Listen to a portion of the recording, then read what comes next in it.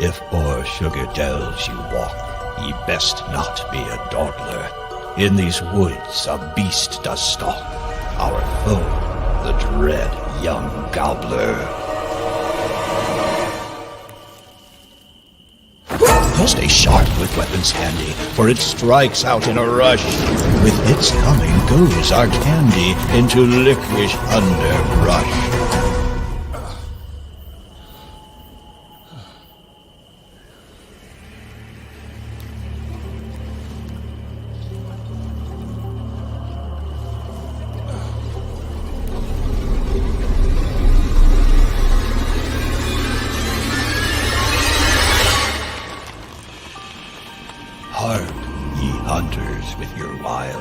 Seek not out this sweet robber, else your treats may join the piles 'neath the lair of the young gobbler.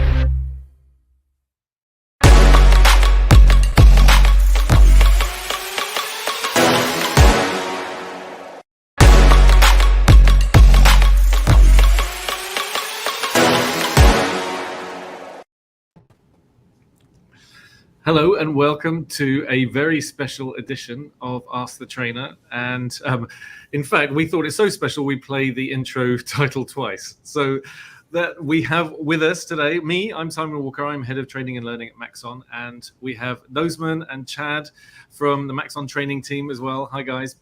And we're especially delighted to welcome Kris Theorin from Something's Awry. Hey there, Kris. Hey, glad to be here. And early joiners of this stream will have seen the movie that Kris created, essentially, and animated and composited and ground the glass for the lenses and everything about it for Halloween. We worked with Kris to commission and collaborate on this project, so do a movie that was seasonally kind of in keeping with the Halloween traditions, if you like, and we'll show it again in a minute for those who are just joining us. But we thought we'd take this opportunity to bend your ear, Kris, to actually ask you about some of the motivations behind it, what your creative process is, how you use some of the tools, but also what inspires you for these sorts of things. But and also that was a prompt to everyone on the line. If you've got some questions for Kris, please jump in, and we see some comments coming in already, and we'd love to hear from you. So this is your chance. This is the beauty of doing these live sessions, because that you can chat and ask questions directly. And before we jump into all of that, though, there is something that since we have your attention, let's tell you about not only this amazing thing that we're doing now, but also some amazing things that are coming up on our streams in the next few days. And I believe, Thanasis, you have these ready to go on your screen. 3, 2, 1, boom. So as usual, this is the intro housekeeping, where you can go to the Maxon events page and see all the events that are currently happening or will happen in the future. And you can search and find them by location, region, and all that nice stuff. Don't forget, visit our YouTube channels, the Maxon Training Team channel, where all these videos are hosted after they have been streamed. Don't forget, go and watch. There are a lot of playlists here as well, with the quick tips and stuff like that. So there's an amazing amount of content you can go and watch. The Maxon YouTube channel, the ZBrush YouTube channel, where you can learn this fantastic piece of software. Now, talking about software, if you want to become certified as a pro user or as a trainer, go to the Maxon certifications page and go and click on this links. certification topics link, and you'll find everything you need to know so that you can take the test, or as a guide for you to learn Cinema 4D as a starting point. Now, for this month, if I'm not mistaken, we offer you, as a token of appreciation for watching these shows, a free T-shirt. And go to the merch store and use Maxon simulation, because we are doing the mystifying post-production on simulations. And use this code, all caps, no spaces, to claim your free T-shirt. Folding and ironing is included. You only pay for shipping. So go to Cineversity to watch fantastic tutorials, including, and this is the page from Maxon's webpage that has the movie. And I think that we have somewhere here on Cineversity the making of, behind the scenes, where Kris is showing us all his amazing techniques on how to make this video. Now, at the same time, this over here is the other one. This is a little video I did because Kris was generous enough to share with you the little night rig. And I repurposed it so you can use it with Cinema 4D's motion library. Just watch this tutorial, go to the project files, download the zip, and use it. And if you go to the Creating a Haunting in Candyland, it's going to play. Let me just pause it. You will see Kris's behind-the-scenes video, how he... so let's go into our... Yes, you will hear Kris talking in a moment. So he shows how, how I would say it's not simple, but it's not difficult to make something if you have the ideas. I don't have the ideas. That's the trick, isn't it? That's the trick. If you have the ideas. And I think that the takeaway is that we've got all the links in the chat to all those amazing things that Thanasi's just been showing. But let's since we have him here, let's chat about it. I think it would be interesting, Kris, just as a bit of background for people to know about a little bit about Something's Awry and what your journey has been to this point. Yeah, absolutely. So Something's Awry is a animation studio that I run with several others. That's been around since around 2015, where we used to do solely stop motion animation for like various products. We did like a bunch of Lego ads and then some other things after that. But over time, especially like between like 2017 to like 2019, we transitioned from doing solely stop motion into completely 3D. Because the opportunities were sort of leaning that way, and we started to see the stop motion work dry up. So it was really a transition period there where I sort of where I adapted all the sort of techniques, the things I like to do with stop motion, doing Legos and other toys, and then sort of try to figure out how this all works in 3D, and then sort of adapt the look, the style that I'm used to with stop motion, where it's very tactile, very realistic looking, and try and figure out how to make that work in CG, which especially for a beginner, which I was back then, is not the easiest thing to do. So ever since like 2019, it's pretty much just been CG all the way. We've done we do a bunch of short films, like promotional material. We do a lot of our own short films, like that you can see like on our website. And then of course, I'm always active on social media, Instagram, doing short videos, short renders, things like that, Amazing stuff. And there's a number of questions that I definitely want to ask you about your creative process. But I think it's another opportunity for us now just to look at this, the Haunting in Candyland film. So we're going to play it again. Don't worry, it's only a minute or so long. But we just want to refresh your memory about some of the things that we're going to be discussing shortly. So here it is. If o'er sugar dells you walk, ye best not be a dawdler. In these woods a beast does stalk, our foe, the dread young gobbler. Stay sharp with weapons handy, for it strikes out in a rush. With its coming goes our candy into licorice underbrush.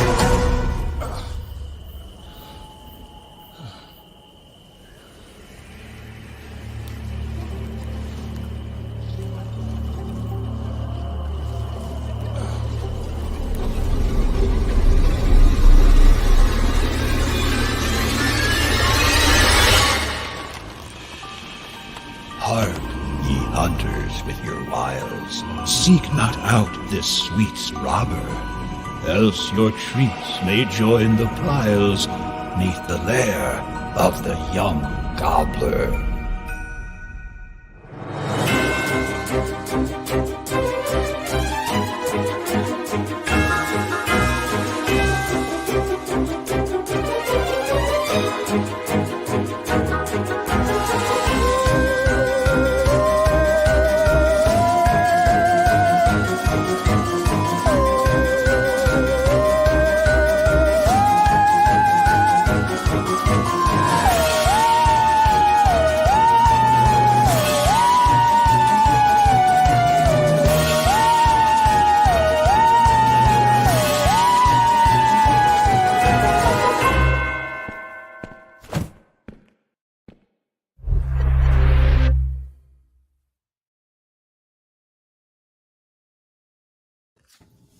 Amazing stuff. That noise you're hearing in the background, Kris, is everyone applauding you remotely. Excellent piece of work. Thank you. So here's a question for you. How do you get started on something like this? I mean, as this particular project, but also some general projects where you've got a blank piece of paper, if you like, in front of you. Yeah, I mean that's a good question. With this project especially, it really was drawing from a host of ideas that I've had previously that are sort of images that come to mind like out of the blue that I think like, oh, I wonder if there's a way to adapt this into its own sort of short film or a short clip. And that's sort of what I've done a lot on my Instagram, where I just have like one image of something I want to do. In this case, it was pretty much the iconic image near the end of this short film where there's a giant human hand, like very photorealistic, slowly emerging behind like an unsuspecting like little candy person. That sort of idea I've had for about like a year and a half now. And it's sort of always been a question of like, all right, if I were to make this into something, what would it be? And so the idea sort of was these knights, these like hunters that are looking through like this very sort of stereotypical classic candy forest with, you know, the licorice trees, cotton candy things, you know, everywhere. But it's then contrasted with, first off, the very horror atmosphere, but then more specifically the very sharp, very noticeable stylistic difference of the like photo scanned human hand that then terrorizes them throughout this very short film.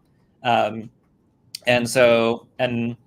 yeah, the overall desire to make a candy world stems from this strange strange leaning I have towards creating small worlds that are very large, if that makes sense, where you're sort of looking at it through like a macro lens. I've done a number of both like renders, short clips, and things like that over the years here and there that essentially focus on like little guys, pretty much like very small characters in a big human world.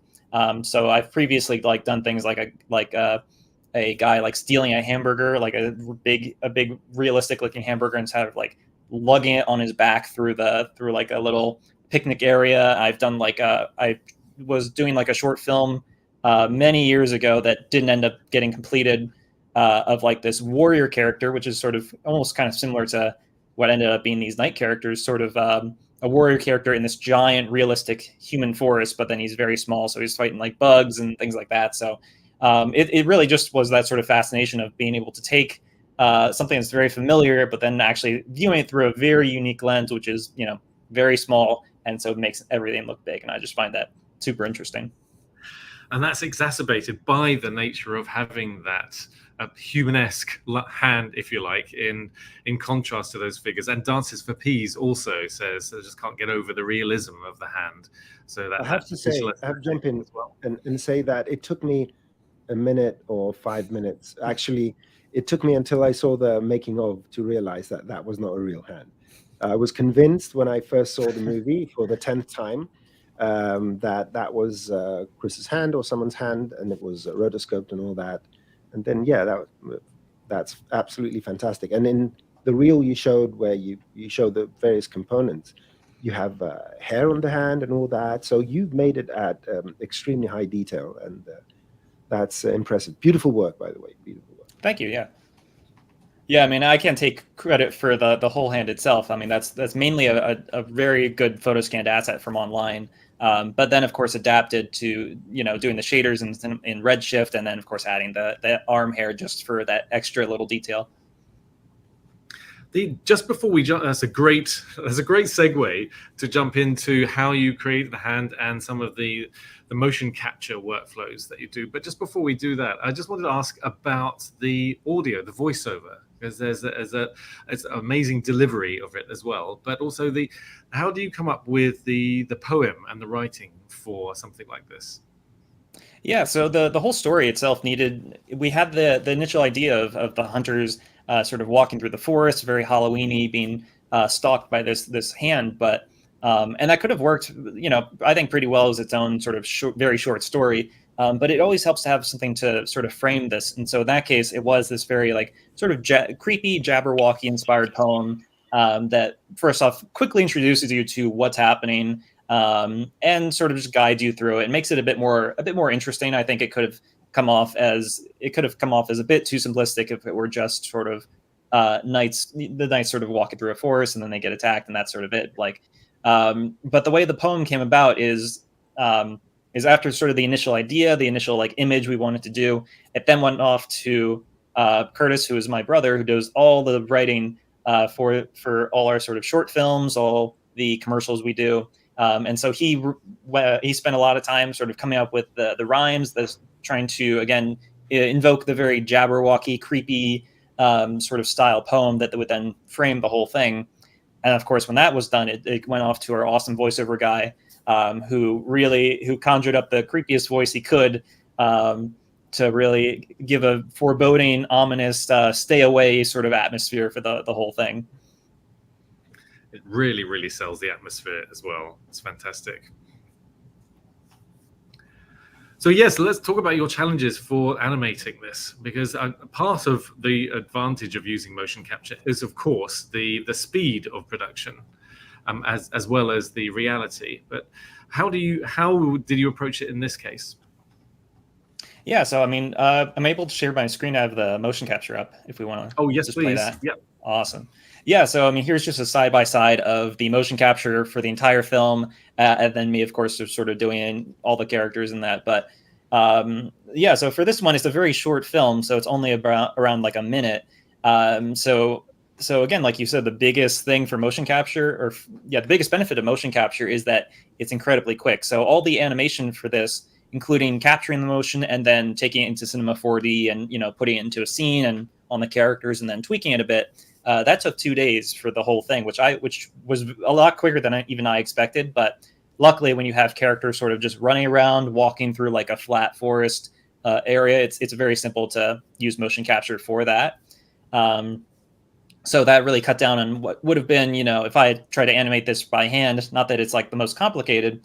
It probably would have taken, at least like a few weeks to do, and it would have been would have been like a better sort of look in the end. I always tend to prefer hand keyed animation if I can, but it just takes longer. It's more expensive. So motion capture is the way I'm able to sort of make these short films on my own in a very short amount of time and with, very minimal budget. But I would say the biggest challenge of this one, which it all went sort of very smoothly, but there's always sort of the issues to figure out. For this one, it was the giant hand character. For this one, since the hand is going to be seen, it's very realistic. You don't want any uncanny sort of stilted animation, especially for that final shot where the hand sort of creeps up behind them. So it was very important to get some sort of hand motion capture done for that. So for that character specifically, we were able to borrow the suits that we use for these are made by Noidum. This is the Perception Neuron 3 that you see me wearing here. But for any shots with a hand in it where there's hand animation, where there's hand mocap animation, we got a special gloves from Noidum as well that we borrowed for this project that can actually record the finger movements in very high fidelity. And you sort of see it, a good example of it in my behind the scenes here, where I'm doing a quick test just to test the arm, the hands, and sort of how it all sort of rolls around with the fingers. So being able to use that for any of the hand shots was a big help, because again of how high fidelity, both the model and the shaders of the hand had to be, but then the animation had to basically match that fidelity. So, that was a pretty high bar to reach. How much cleanup do you do on these things? You've recorded a fantastic tutorial, which we'll put in the link again. Thank you, Kyle. Kyle's here behind the scenes, adding links and so on. So appreciate that.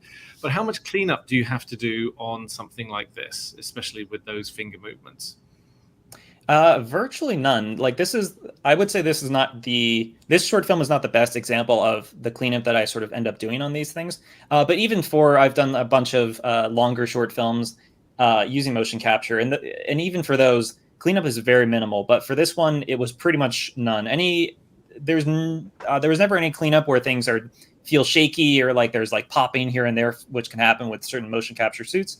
Any adjustments I do is pretty much just to adjust where a character is looking with their head. But especially even that shot at the end with the hand sort of coming up behind them, that's zero cleanup there. It pretty much, what you see is what you get, and which is why I love using sort of the perception Neuron 3, because it just gives you very clean results without a lot of like shaking or jitter that I usually I've gotten from like older suits I've done or some other things I've messed with.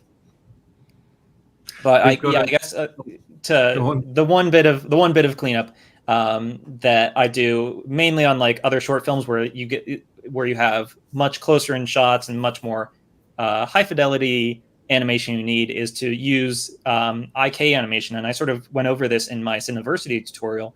But I use a lot of sort of IK to either stick the feet to the ground. If the character needs to be standing still, you can always have that sort of drift that happens with motion capture. Especially in this, when the character is holding sort of a two-handed weapon like an axe, you can see I'm sort of miming the action in the motion capture. I'll use IK on one of the hands to just grab that hand to the axe in this case, so it just stays put. We've got a great question from Tim42, and he's asking, do you have any advice on how to handle complex scene files? And it says there's a ton going on here. Or we can now put it on the screen as well. There's a ton going here with multiple characters. And so you use takes, XREFs, and what was combined in compositing? Yeah, that's a good question. For this one, I was lucky enough for this to have a pretty decent computer to actually render the thing on, because it is such a large scene with many elements, and especially if you're gonna have a forest made up entirely of cotton candy trees that are made up of millions of different hairs. I would not recommend doing that for someone who might have like a not as powerful computer. But even for me, like I talk about this again a bit in sort of the Cineversity tutorial about the forest and how that was done. The saving grace for this was using Redshift proxies as many times and in many places as I could, mainly for the trees that you see sort of throughout the shot. There's like at least there's many of them behind there. So because each of the trees uses their own hair system to create the sort of fluffy look, it would have been impossible and highly not recommended to put those all into like a cloner and then like scatter them throughout a forest, which I did try the first time, and it did not even load. So yeah, every bit of the trees has been exported as their own Redshift proxy, brought back into Cinema 4D, and at that point I'm able to scatter them throughout. And while it still takes a while to render, it actually does load, and it performs a lot better than you would expect. And I did the same as well for things like the grass. Here and there I'd make those into Redshift proxies, which you don't notice as much of a difference there because it's a pretty light asset, but every bit helps. So can I ask a question? Sorry, Simon. No, so go on. You're claiming that you made this by yourself using a off-the-shelf computer. So Andy Serkis was not involved in the performance, and you didn't have a studio that did all these things. So you're telling us that someone with a good idea can get an off-the-shelf computer. What's your GPU? A 4090 Ti. All right, so a high-end gaming computer, software, and a passion to do these things, and you can make movies of this caliber. Okay, just wanted to put it out. Yeah. Absolutely. I mean, I would put like an asterisk on that just to just to say you should never, bite off more than you can chew, which I'm very guilty of in the past. Like, in what was it, 2018, when I was sort of starting to learn how to make how do you make a short film in Cinema 4D with motion capture. I'm definitely very guilty of sort of dreaming, reaching for the stars, and thinking I could create this whole forest set with all these sort of high quality assets and things like that. And it was pretty much on my laptop, which in the end that sort of fizzled and died the project because it just couldn't render things. So you always want to.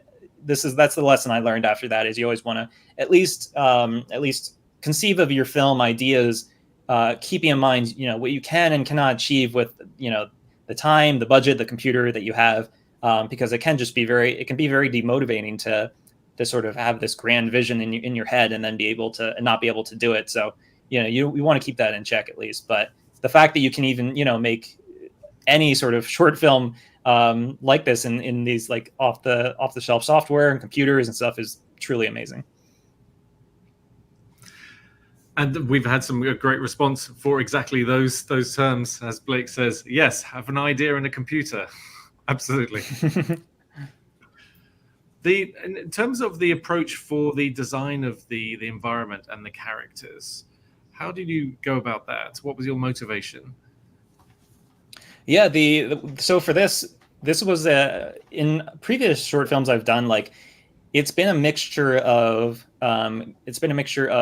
getting pre-made assets from like online from various shops that sell those, and then making my own custom assets like characters and more specific props and stuff like that. But for this, you're not going to find like cotton candy trees online to buy, or like candy looking grass, or like some funky looking mushrooms that you can see like scattered throughout the forest. So pretty much everything you see here, minus the photo scanned hand asset, is modeled by me.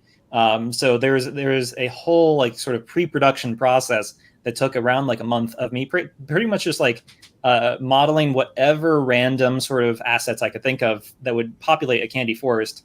And this was even before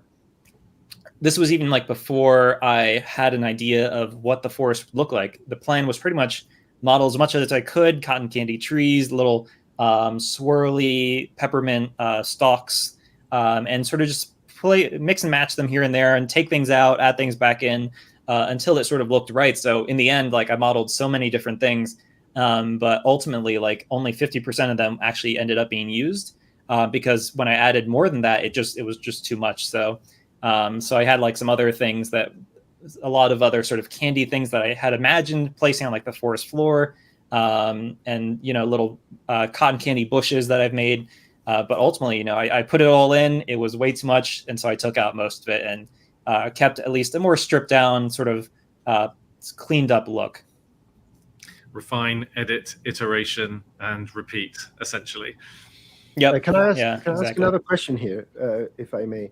So, what is your cinematography background? Because you did the modeling, you did the performance, you did the sculpting, you did the camera motion, you did the direction, and your brother did the poem. Okay, so what's your background in terms of outside of 3D? Because there's an enormous amount of artistry involved in this. It's not just sketches. And so what is your cinematographic background? Did you go to school? Did you participate in other productions? Because I think that a lot of people will be wondering, how do I get to do something of this quality in terms of the camera motion, for example, and the cut, the editing, and all that. The way I see it, it's absolutely beautiful. It adds to the suspense and all that. So, what's your background in that respect? Yeah, like I've been doing film related things at least for quite a while, since I was like very young. It started out just being sort of, we all have a camera and sort of make our own home movies. But I sort of mentioned this earlier, like I really started focusing on doing film like when I got into stop motion animation. And that was when I think I was like around 10 or something, where I started doing like stop motion animation with Legos. And if there's ever a way to sort of discover your own style and how you like to shoot something and light things, it's really, I think, doing stop motion, and especially stop motion with something as accessible as Legos, is a great way to do it, because you're pretty much controlling your own miniature film set, where you can just like, move all these sets around in 2 seconds, set up your own camera angles, lights.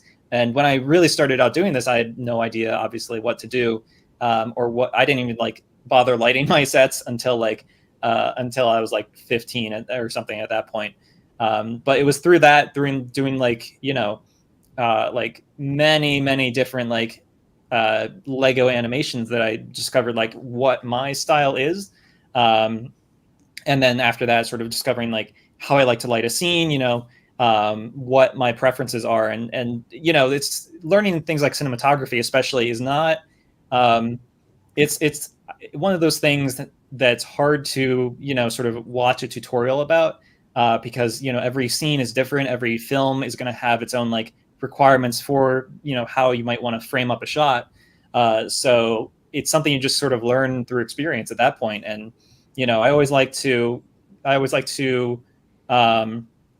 look back through my work, like scrolling down my Instagram to like the very oldest things. And you can see like, if you scroll from bottom to top, you can see how I improve over time. At least I like to think, in both how I light things and especially how shots sort of framed up and how they sort of progress in a scene. So, I mean, it's really just sort of an experience thing that you sort of feel your way through over many years. It's not going to be a, read a book, watch a tutorial and you're done sort of thing. But it's something that everyone can start from, not knowing anything to, like 5 short films later, you sort of start to develop your own style and start to get like a more unique approach to doing your cinematography.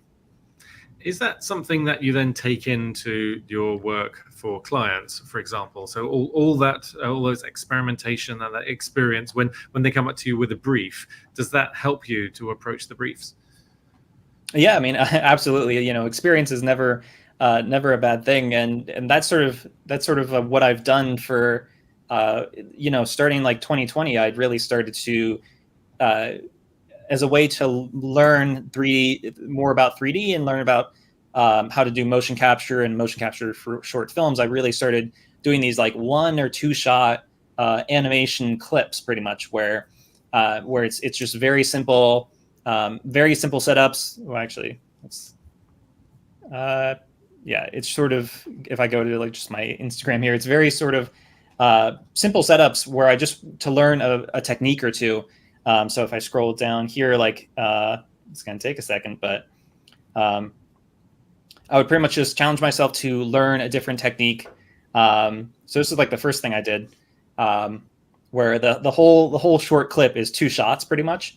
And I did this as a way to learn some character animation, learn doing some effects, and again, learning how to what would be the best shot to sell this one clip. I have all the time I need to just perfect one simple shot. So how would I do that? And so I did that. Then the next time I did another thing that had 2 shots in it, and that was sort of a different sort of action style that I wanted to experiment with. And here, I got more characters, made a more complex character. So it's all these different things of me sort of just creating very small, simple short films, and then sort of ramping it up one step at a time from there is sort of what I've tried to do over the years. So that if you start watching them back to back, they get more and more complex just by a little bit. And then in the end, I end up with one of my short films that I've done that's significantly longer at 4 minutes. And it's, that wouldn't be possible without the stepping stones that I had, which were these much more simple short films, or not even short films, but, short clips. I've often heard artists talk about if there's a frustration creatively on a project, that it's the self-starting ones, the tests that you do in the background to actually kind of expand your experience and your skill level. Those are the ones that then accumulate and then help you for future jobs. Yeah, exactly. Can I ask something? What is your inspiration? Where do you draw the biggest amount of inspiration for your style and what you do? Is it something that just comes innate, or are there things that have resonated with you over the years? Movies, or I don't know, what other forms of art and so forth? Yeah, like my style, I think, and you can see it in a lot of my short films, especially like this one that's playing here, is always very inspired by, I'd say, the Pixar style. I definitely try and lean into the sort of almost realistic look that they have, but still being stylized, but having that very tactile look, and not being overly, I guess, artsy, for lack of a better word. I don't do sort of the Spider-Verse look of trying to make something that's incredibly artistic. I definitely lean into what you see here, but then the other big inspiration from that, it comes from my stop motion background, where the way I approach doing a lot of like characters, and especially like when I texture props and things like that, is trying to give it that sort of look of a miniature sort of diorama a little bit. And you can see it here, where props are more cartoony, more bigger than you would expect for like something in the real world. And that's just to give it an overall cohesive look that you would find in, again, like say a Pixar film, or in the stop motion animation, if I were to build this set from doll elements and things like that. So I always try and like balance those two things. I've got a question that probably no one else will find interesting. But when I watch your tutorial, I watch all your tutorials on Cineversity. They're amazing. I can't recommend them highly enough. I feel like we should be talking about them more than we have, because they're fantastic. They're inspiring and really entertaining.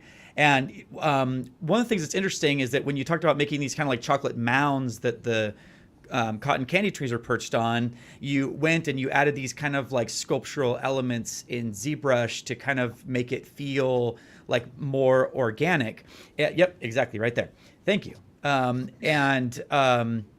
Yeah, and I thought that was like really interesting, and it makes a lot of sense with your stop motion background. But it's very interesting to me that you transitioned from doing stop motion to a CG world.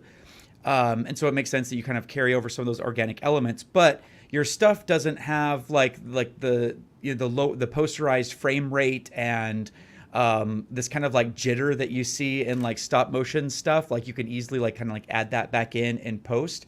And so I'm curious about, as you transition from stop motion to digital stuff, like how did you decide like what part of the aesthetic of stop motion to keep and what to kind of like upgrade from? Because it seems like there are some handmade elements in your stuff, and then also it's definitely CG and doesn't feel like stop motion as much, and that's interesting to me. Yeah, like coming from stop motion, like pretty much the goal when I started to transition was to eventually make something that it was indistinguishable from like the stop motion work that I did. So being able to reach that point of photorealism, but then a very specific kind where it looks like you're sort of taking a shot of a miniature character or set that you've made. That's pretty much like the peak of what I tried to get to. And there was never really a conscious choice of like what part of the stop motion aesthetic to keep and throw away. I think really I've tried to keep as much as I can, but it does come down to a skill level thing where even where like I try to, for my short films, to make them look like stop motion, but it is a lot of work, a lot of very fine detail stuff you have to do to actually achieve that. So a few years ago I don't think I was able to sort of to reach that level, but going forward, I have like short films that I want to do where I'm trying to this time like go stop motion or bust for the look of it, where I won't stop like tweaking it and going back and making it feel as tactile and miniature as possible until I think I've sort of achieved that look. And that's really a combination of just the way I texture things, the way it's lit, and like you said, with doing these 12 frames per second sort of look. I've wanted to do that in many short films that I've had, but it's either it doesn't work for the film. Like I like for Grump in the Night, the film I was just showing on my Instagram. That one, the idea originally was to make it at this sort of lower 12 frames per second, but that film especially, it didn't feel like it benefited from that sort of look. It's a very sort of fast-paced slapstick sort of thing. And by cutting out half the frames, it it was a gimmick, but not one that I felt worked for the look of the film. So in the end, I sort of went with the halfway approach of like, it's a little stop motion, but it's definitely leaning far more into the Pixar look. And I think that works very well for the vibe of that one. But yeah, I have short films that coming up, or, hopefully next year, if I get time, that are a bit more horror based, a bit more inspired by things like Coraline. So for those, I really want to lean into that sort of more off-putting look that you can get from certain stop motion animations if you're really going for that. Very cool. It's a balance, cool. isn't it? Thank you so much.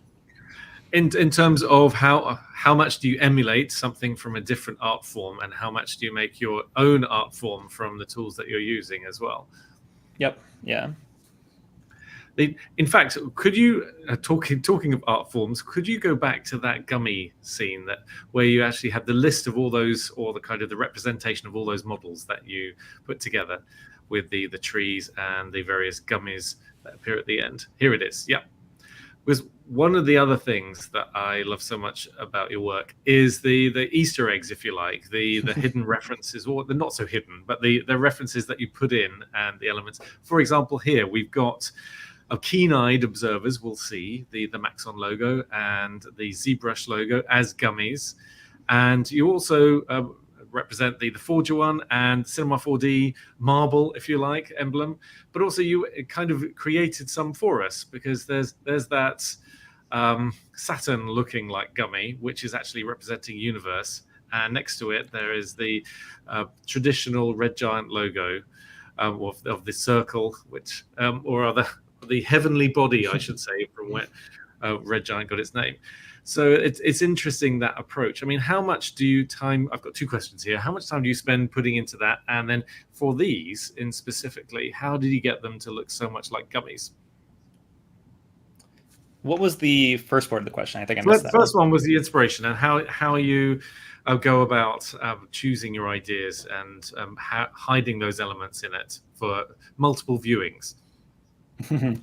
Yeah, like for Easter eggs, like, and they're always around for the short films that I do. A lot of them in previous short films have pretty much just been like, I need extra elements to fill a scene. Like for Grump in the Night, there's a whole wall of pictures behind the characters. I had to find like 20 different things to fill in these frames. And so it's either I can get generic paintings of fruit and things like that, or I can just get a bunch of the artwork that I used to do on like my Instagram or various pictures I've done for school projects and things like that. And I can just put those in as the Easter eggs. And, a lot of people won't even know those are Easter eggs. But, I know it's there, and it does give the scene sort of a more of a personality to it. So the same approach came with adding the logos here. We can either stick with all the sort of candies that we have here that are sort of very generic. You got the jelly beans, gummy bears, peach rings, then chocolate, things like that. Those aren't very exciting to look at. They don't really have, too much personality. So if we're going to make up some candy, why not make up candy that looks like the various Cinema 4D and Maxon programs. So, those, at least if you don't even know what these logos are, they're interesting to look at. They break up the monotonous look that you have from all these sort of things piled up at the very end. If I were to go back there to the big pile, so here you have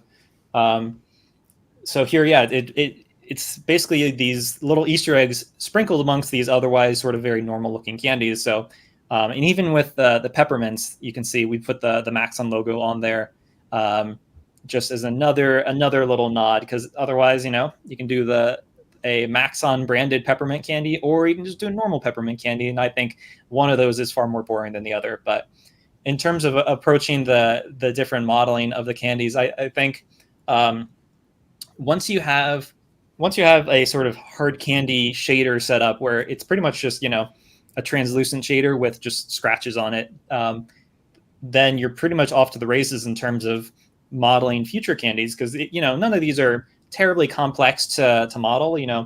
I think the biggest challenge was just sort of wrapping my head around the Cinema 4D logo, since that's it's a very simple sort of form, but it can be, in terms of trying to visualize how it came about in 3D, it definitely takes like a quick sec to wrap your brain around that. But yeah, it is pretty much just two balls and stuffed into one another. So, but yeah, the funnest bit was just coming up with two objects to sort of represent both the Red Giant logo, the old logo, and then the universe sort of suite of plugins, which doesn't even have a logo. So just coming up with like some unique candy looking thing that feels like it could conceivably be something you would find in like a candy shop was, I think, the most fun part of it. Justin is saying that, on the contrary, my watering mouth finds these peach rings very interesting to look at. Yeah, peach rings are great. I mean, you can't not have that in a candy pile. There is a question. Oh, sorry, a question. So I know you show it in your video about controlling the feed. Do you have any extra advice? How do you manage and adjust sliding feet? Yeah, I mean, so for that, I would highly recommend checking out the Cineversity tutorial. But pretty much the way you have to do that is with IK animation, where you sort of where you're pretty much and yeah, again, I do recommend checking out the Cineversity tutorial, since it's not a quick one sentence sort of thing, but just being able to, there's many times in like the short films where a character will walk to a spot using motion capture animation, and then when they stop, I need their feet to basically plant themselves to the floor, because otherwise you would see just this sort of sliding underneath them. So at that point, it is pretty much just selecting the one foot, adding IK to it, selecting the other foot, adding IK to that, which will then plant it to the floor. And then you can, through a series of espresso rigs and some other like fancy behind the scenes stuff, you can then use the IK to FK slider to then transition from the motion capture of them walking to a spot, and then slide that slider all the way to IK that will then transition them to that standing pose. So it's a bit tedious, and half the time I don't even do it if I don't think the camera is going to see it, or if they're just too far back or too much is going on.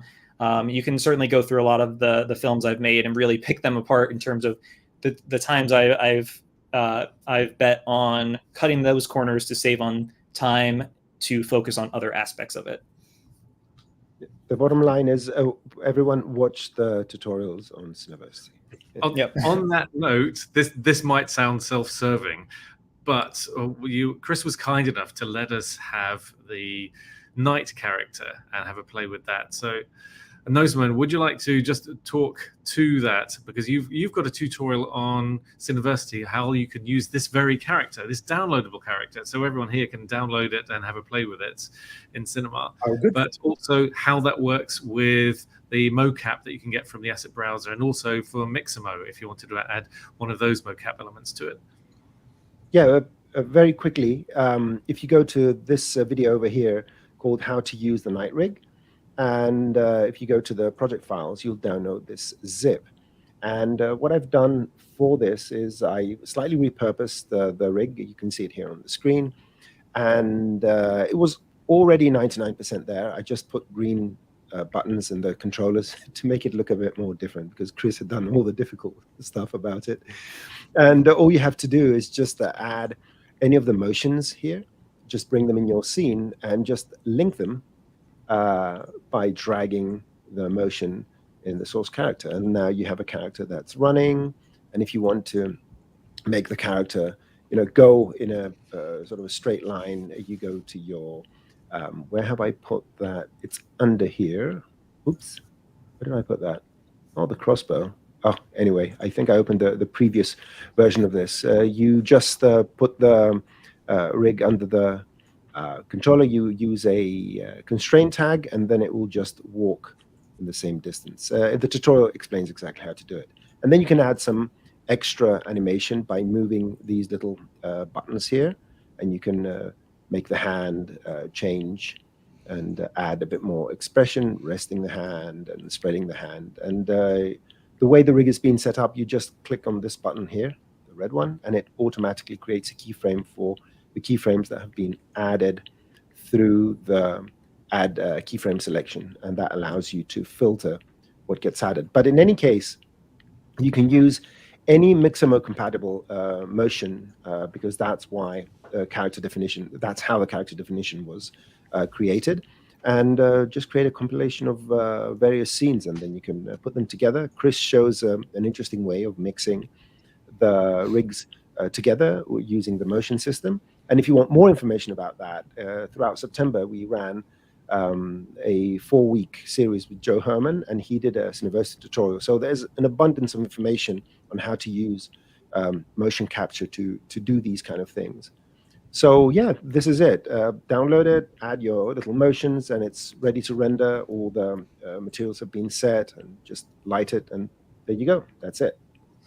And if you do, please tag us with Ask the Trainer or on one of the Maxon channels, because we'd love to see what you come up with this. Because apart from anything else, being able to nose around a setup like this is a great way of being able to learn how some of these things are done, especially if you're getting into animation. And talking of which, another segue about learning stuff, I'd love to ask you about compositing, Kris, because you do another tutorial for us on Cineversity, which talks about how you then take the renders and then add that atmosphere, and then you can art direct it to a large extent. And I think you had on one of your clips, if we could share your screen again, you've got the widest shot of the two knights in that environment where you're adding fog. Here it is. Yep. Yeah, so compositing, it's the last bit that can often be overlooked by people. Like I come out, I will go through, do all the lighting, do the render, and be like, yes, this looks good. I don't even know what I would do in compositing. It seems perfect. And then I'll go in and I'll do even like the slightest bit of like color correction with Colorista, and then look at the before and after and like, oh, yep, that's way better. I talk about in the tutorial sort of taking it from this overall like sort of this decent looking image to then adding just a bit of color correction and then pretty much just cooling it down at least just a little bit, removing some of the contrast, and then adding a bunch of other like various red giant things over top of it, some glows for like these glowing peppermint trees in the background, adding like some vignettes, and then just some other like subtle like film grain, chromatic aberration, all that sort of stuff. Which some people might not even notice, but when you then at the very end, when you look at the before and after, it's it can almost be night and day. And even for this film, where it's a sort of not even the best example of like the extreme levels of compositing you can go to, I think it definitely makes a difference. But the big compositing for this film, since it's obviously a very spooky candy forest at night, you got to have fog everywhere you can. And I think like 75% of the things I make, I'm adding fog to a shot, just because I think it enhances the whole thing quite a bit. And the before and after with adding like these various fog elements that I have, I think is truly makes a big difference. So in the tutorial, I basically talk about this complex shot where you have a moving camera that sort of swoops into the character and orbits around,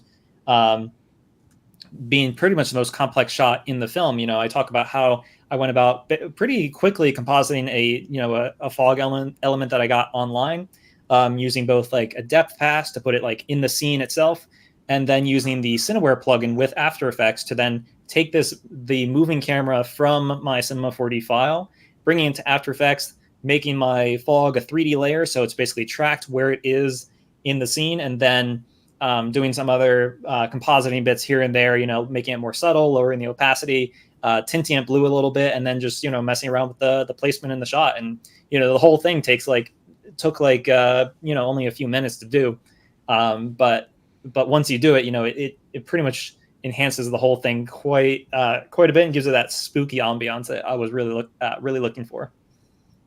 From a discipline point of view, you're doing both these things. You're doing the animation and the render, and then handing it over to the compositing department, which is also you. Do you, in this particular case, you have the luxury of making those decisions about going to and fro, rather than in a larger facility, you'd have to then sign off on the animation, and then it would be the compositing team.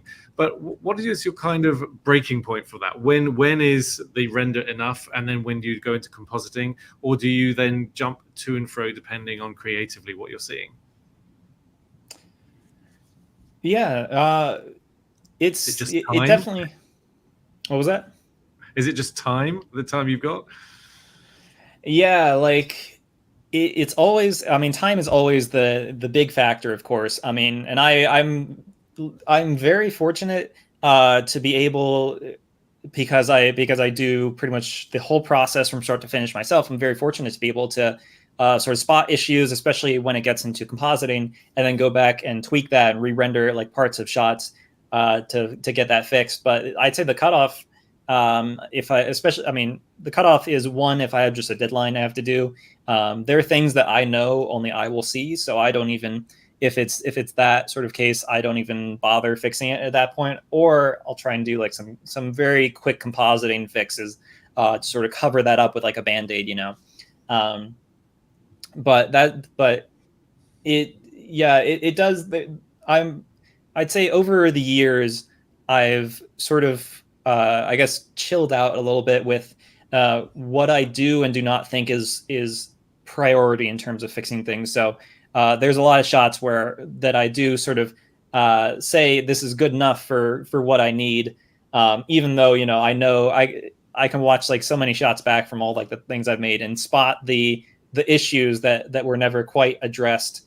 But it's important, and something you sort of, I guess, learn over time to realize, what is and is not an important thing, a thing that other people will notice, and that doesn't, whether or not it was fixed.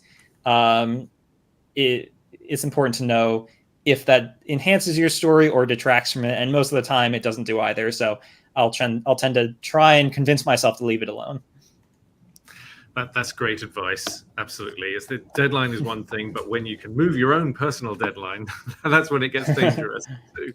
Yep. We've had a couple of great questions. One from Eugenie, who asks, would you recommend some tutorials where you can learn about AOV passes for Redshift and using them in After Effects? You've been watching this very tutorial as we've been playing it, as Kris has been speaking, because Kris covers exactly those workflows on his new Cineversity tutorial. So we'll put that link. I think we've already put the link in the chat, but we'll put it in again so where you can catch up on that. And a follow-up to that is Marco is asking, well, two questions from Marco, actually. One, are you using ACES workflows?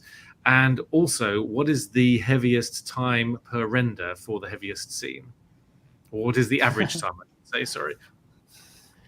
Yeah. So, I mean, obviously it's ACES the whole way. Not so much. I definitely don't go as in depth as some other people might do when it comes to doing the color correction and like After Effects. But yes, for the whole time in Cinema 4D, and then when I get into After Effects, I try and do the ACES workflow, because it does allow the most flexibility for color correction, but more importantly, especially for the renders. And I've been doing this for even before it was sort of officially added to Redshift and Cinema 4D. ACES just makes the whole thing just like look way better. Especially for very, very bright sunny scenes, it really makes it look very realistic. But in terms of actually rendering the whole thing, this project was a very heavy project to do. I have a few other older computers that I have that I'll use to do basically like a team render, and those computers could not open this. I would start a render, I would come back in like a few hours, and it would still trying to load the project. And like I said, that is pretty much due to the large nature of the scene. There's a lot of grass, a lot of trees. But luckily, the newest computer I have that I got this year does have like 4090 Ti's, which they have a lot more VRAM.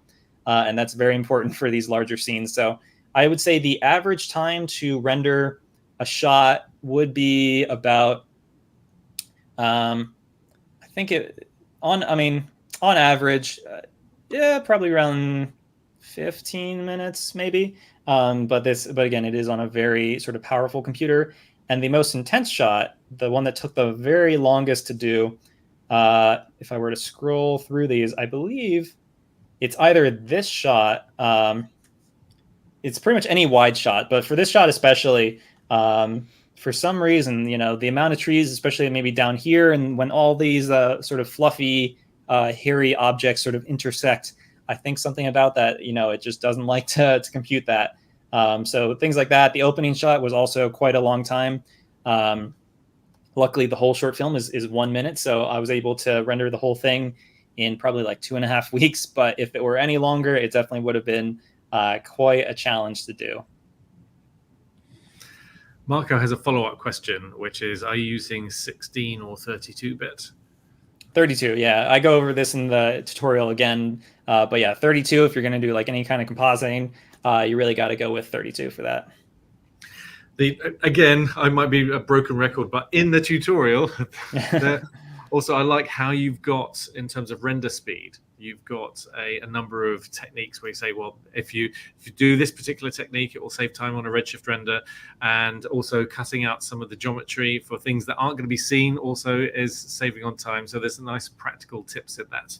And as Marco says, I know what I'm watching after this. Yes. Did we mention there's a tutorial? Yeah, not like it needs another commercial, but another thing that I appreciated that you mentioned is setting up the color settings in After Effects, which are a little bit esoteric and kind of odd.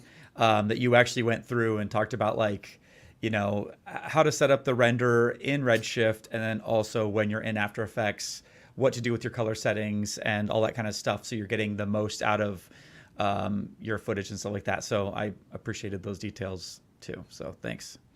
Yeah, it's very important to do that bit. Absolutely. And we're not in the habit of oversharing at Maxon, but we are working with Kris on another project. And so we hope to be seeing that in the reasonable near future, but we're quite excited about that. We loved working with you so much on this one that we have to do it again. Absolutely. So that's Kris's game face, poker face. I have another question that maybe no one else will find interesting, but so much because you're doing a lot of motion capture, so much of the personality and fun and energy of these pieces is based on like what you bring to the table, like you're acting effectively. So like, do you have like an acting background? Is that something that you work on? Does it come naturally to you? Like, I think that's, when we're talking about something like this, like motion capture, like the performance of the actor is not nothing, like it plays very much into, when that opening wide shot, when that one knight kind of like looks behind him and he's just kind of like cautious or whatever, like the performance of that like really adds so much to the atmosphere. So, and I think that like, as a software company talking about software and buttons and gizmos and switches and stuff like that, we can lose, what that energy can contribute to the piece. So I'm curious about your background in that arena. Yeah, like so many people have asked me before, sort of what my acting background is, if I do like miming, things like that.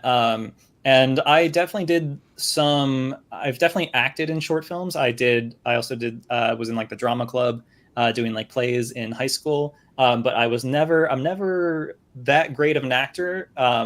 And especially doing motion capture animation, it's something, like I said, for cinematography, it is something you sort of pick up over time. Especially, it does help to be an animator though, because animators are always thinking about what the most visually interesting way of doing something would be. And after doing motion capture for a number of short films, I have a good sense of what will and will not translate.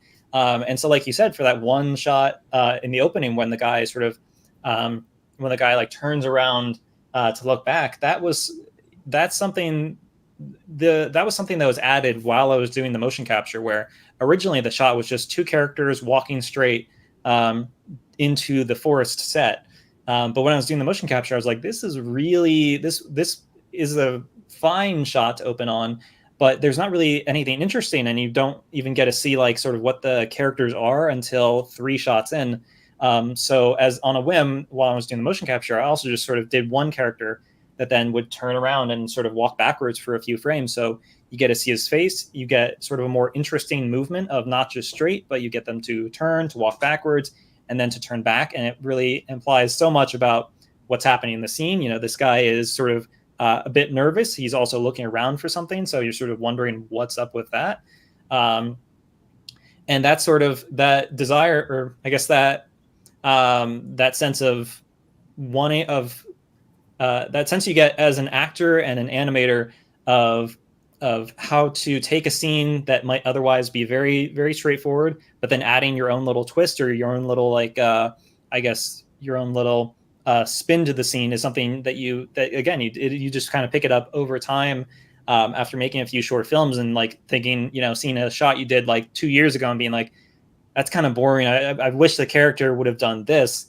And then taking that thought and then applying it to your new short film or your new shot with a character in it is something just a very, very good skill to pick up after doing this for so many years and doing motion capture on so many different kinds of characters and in so many different scenes. That's great. Thank you so much. Lovely comment from Justin. Thank you, by the way, Kris, for sharing this video, because as Justin says, 90% of good mocapping is not being afraid to look absolutely ridiculous. Yep. Yeah. I mean, I love doing the side by sides for all my short films because I look completely insane. But I find it's very endearing to see any like motion capture actor just kind of going for it, regardless of how sort of silly you look with all these straps on and trying to be all dramatic, especially like in sort of this short film I'm showing. I don't know if you've got an example that you're able to show, but I've been enjoying your recent little clips that you've been putting on LinkedIn, where you've been kind of taking the phone and the modern challenges that we feel when we got so much data to deal with. And when you're putting these together, is this something that you just can't help yourself when you just have to be creative with it? Because there's a great humor with it as well. Yep. Yeah. So these things you see here are a more recent endeavor I've done on Instagram specifically, where in the last few months, I wanted to come up with a type of content that sort of was the sort of holy grail of Instagram sort of things, where when it comes to 3D at least, where they are relatively quick to do, but also I guess visually interesting. So I've done all these short films and different animations that have taken at least from like 2 weeks to 4 months to do. And I'll post those those always do like pretty well on my Instagram, but then it's another 4 months later that I come up with like another short film, and this cycle sort of repeats. So I wanted to just take a break from that, at least for the fall, and come up with and do a series of these like quick 10-second sort of VFX heavy sort of animations. And when I was sort of thinking about like what to do for them, it was pretty much it was trying to infuse them with at least some sort of punchline or some sort of very vague connection or commentary to real life. They're obviously not very deep or anything or very artistic, but I do like to have either like some sort of twist or just something that makes you like, huh. And that's pretty much the goal there. But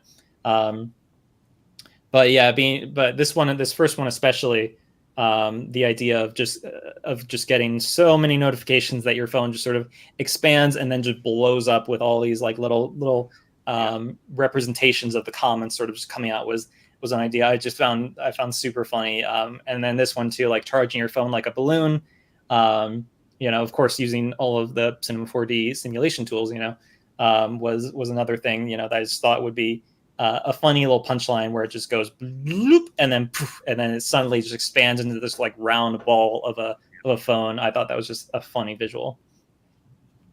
We've talked with our very own Hashi about this sort of approach, about how he sees the world. I think you both see the world very similarly, because he always says that he sees something and then imagines it in happening in his imagination, and then you're manifesting it here actually as well. Yeah, exactly. That's very entertaining. Talking of simulation, I mean, we got to think about wrapping up now, because as always, a trainer never finishes, or rather only ever finishes when they exactly mean to. So we're slightly over the hour mark. But two things. One is, I'll talk to you in a second, Thanasis, about simulation, since Kris mentioned it, about what you've got. So you're presenting a session on simulation next week. But Kris, what is next for you? What are projects coming up for you that you can talk about? Yeah, so I mean, there may or may not be another Maxon short film sometime in the near future. Who knows? And so that's the main bit. But I'm also doing more of sort of these shorter social media things, mainly for social media like marketing, for various apps and phones and things like that is a big thing that we do during the fall and winter months at this point. And then next year, it's sort of a little bit of everything. We got some like commercial jobs lined up that we as a company have been doing for like many years. So some of those, and then when I find time between all that, I have another horror short film that I really want to do. But it's all about finding the time. So maybe in the middle of the year when things sort of slow down, I'll get back to that. But we'll have to see. Nice. And before we let you go, we've also got another question from Eugenie. And Eugenie says, I also do character animation, but when I see your motion, I understand what methods to create a rig. It takes a lot of time and it makes me sad. So I think the question is, what would be a good motion capture suit? Is that an option to buy one of those or to potentially lean into hand animation?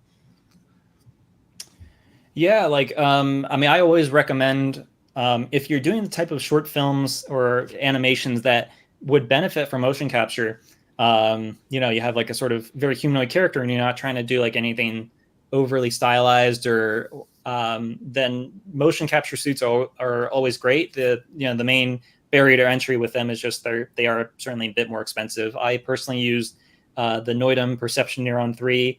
But yeah, those can be expensive. Not as expensive as the super high end things, but yeah. Then there are of course many other like alternatives to that. There are some like cheaper suits here and there. There's also I've seen a lot of like awesome stuff being done recently with like sort of the AI motion capture where you can set up like 1 or 2 phones or something like that to like take a video of you and then software can then derive the motion from that. And it's actually, pretty decent if you're not like pushing it to its limits.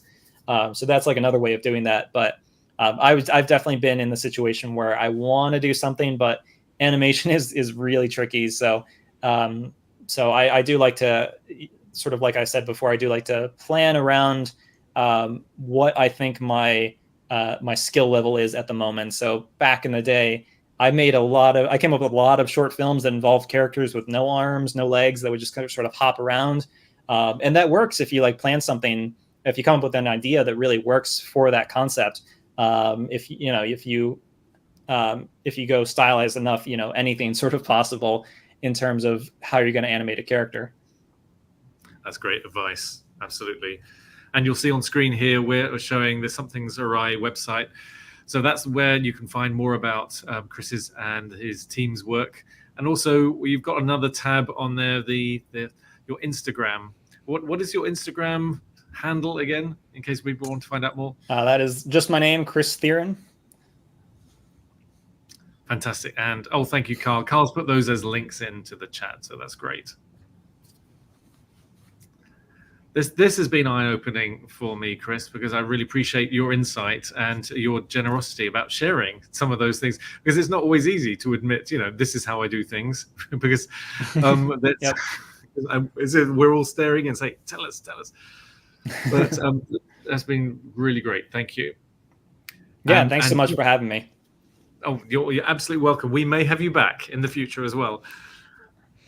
So that'd be great. Just to wrap things up, we've got Thanasis. If we could share your screen just as a reminder of what we got coming up next week, especially you're running a series on simulation, or you're in the middle of doing a series on simulation. We're in the beginning. Yes. We started last week with the amazing Sandro Sanacotti, showing us all sorts of things you can do with simulations. And this Monday, we're going to have Lionel Visidomini, our master trainer from Paris, and he's going to show us some amazing stuff using Pyro. It's going to be a very interesting one. And we're continuing for the month of November on that thread. And again, if you want to see what's coming up, just check this out. There you go. Demystifying post-production simulation Cinema 4D Week 2. See, it's in front of me. So just go to the events page and check out what's coming up. These are just a few of the many shows that are happening. Always catch VFX and Chill to learn VFX and chill. I'm not a pun person, right? Don't judge me. Right? I'm Greek. Right? That's my always my throw phrase. I'm Greek. So don't forget to catch any reruns of these shows on the Maxon Training Team YouTube channel, and all the great stuff we have on the Maxon and the ZBrush YouTube channels. There's tons. You can just retire and just watch content and enjoy yourselves, because they're not only educational but entertaining as well. And yeah, if you want to become a certified pro user or a certified trainer, go to the certifications page and check out the topics. And in the topics list, you will get a guide of the topics you need to know to learn Cinema 4D. Let's say, I wouldn't say properly, but it's a way to learn Cinema 4D without scrambling around. And don't forget to get your t-shirt for the month of November using the code Maxon Simulation, one word. And of course, go and watch all the tutorials on Cineversity.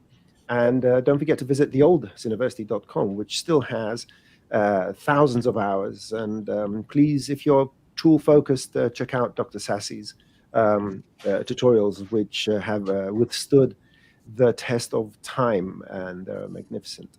And yeah, go check out the movie Haunting in Candyland on Kris's channel, the Maxon webpage. And here is Kris's webpage, Something's Awry, right? Take a snapshot of that. And he posts on all sorts of Instagram and LinkedIn and all the other links you will find in the chat. They have been recorded for posterity.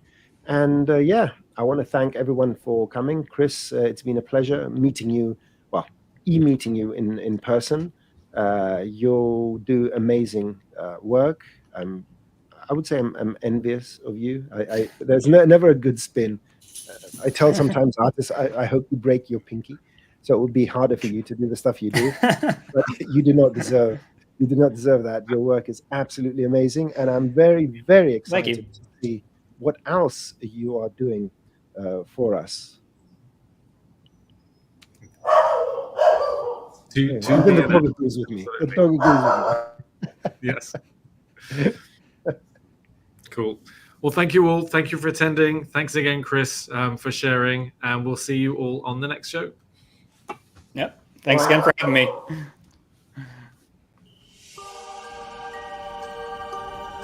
If o'er sugar dells you walk, ye best not be a dawdler.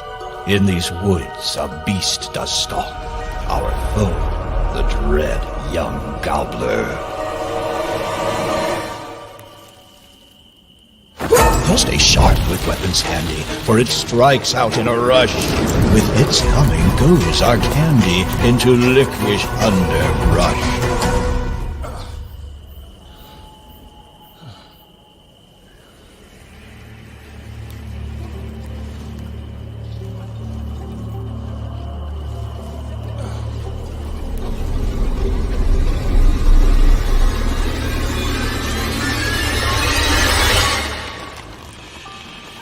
Hark, ye hunters, with your wiles, seek not out this sweet's robber, else your treats may join the piles 'neath the lair of the young gobbler.